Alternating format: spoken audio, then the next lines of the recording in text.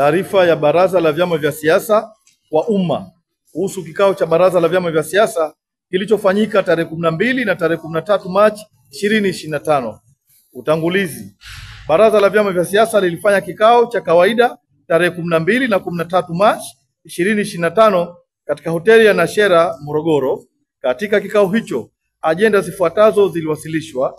Ajenda ya kwanza, mafanikio, changamoto za Baraza la Vyama vya Siasa katika kipindi cha miaka iliyopita. Ya ajenda ya pili, kuvijengea uwezo vyama vya siasa kushiriki uchaguzi wa mwaka 2025 kikamilifu. Vile vile masuala yafuatayo yaliwasilishwa na kujadiliwa. La kwanza, mradi wa kutoa elimu kwa viongozi wa vyama vya siasa kuhusu sheria zinazosimamiwa na ofisi ya msajili wa vyama vya siasa. Na ya pili, mradi wa kutoa elimu kwa viongozi wa vyama vya siasa kuhusu nafasi ya watu wenye ulemavu katika siasa na uongozi. Maazimio. Baada ya majadiliano, wajumbe wa Baraza la Vyama vya Siasa waliazimia yafuatayo.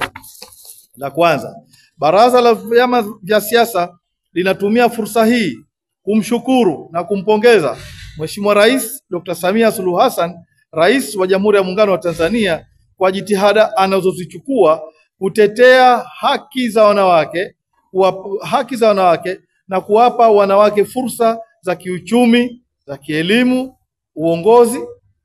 Pia Baraza la Vyama vya Siasa linatoa shukurani na pongezi hizo kwa sababu tangu serikali ya awamu ya 6 iingie madarakani, fursa za kiuchumi, kielimu na kiuongozi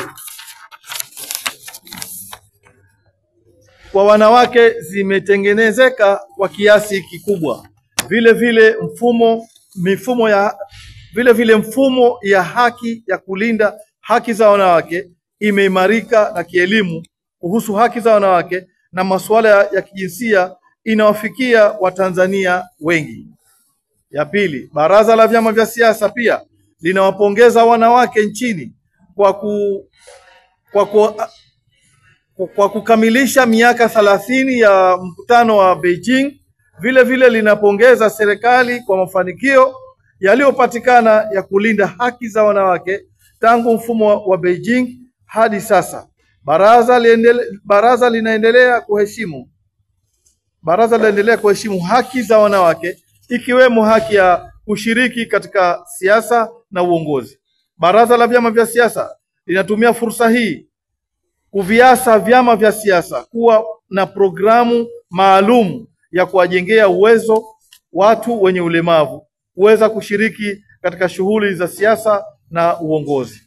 La tatu, aidha katika kipindi hiki tunapoelekea katika uchaguzi mkuu wa Oktoba 2025, Baraza la Vyama vya Siasa linakemea wanasiasa wanaotumia vibaya majukwaa ya kisiasa kwa kuhamasisha uvunjifu wa katiba na sheria za nchi na ukiukwaji wa maadili ya Kitanzania. Hivyo Baraza la Vyama vya Siasa linaviasa vyama vya siasa kuheshimu katiba ya Jamhuri ya Muungano wa Tanzania, sheria za nchi, maadili na vyama vya siasa, pia maadili ya uchaguzi na maadili mengine ya nchini. Tudumishe amani na utulivu na umoja wa kitaifa katika kipindi chote cha uchaguzi mkuu.